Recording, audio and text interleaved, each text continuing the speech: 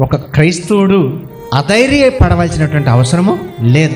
ఎందుకంటే ఆయన ప్రతి శర నుండి విడిపించగలిగినటువంటి దేవుడి పిల్లలు. ముంచబోతున్నటువంటి నదుల నుంచి కాపాడగలిగిన వాడు, కాల్చబోతున్నటువంటి అగ్ని గుండాల నుంచి కాపాడగలిగిన వాడు, అదేవిధంగా సింహాల నోళ్ల నుంచి కాపాడగలిగిన వాడు, అధికారులను సైతం అదమలను చేసి తన బిడ్డలను హెచ్చించేవాడు. కాబట్టి పిల్లలు, మనము అధైర్యపడవలసిన అవసరం ఒక క్రైస్తవుడికి లేదు. క్రీస్తు బిడ్డలైనటువంటి మీరు ఏ రోజును కూడా భయపడాల్సిన అవసరమే లేదు.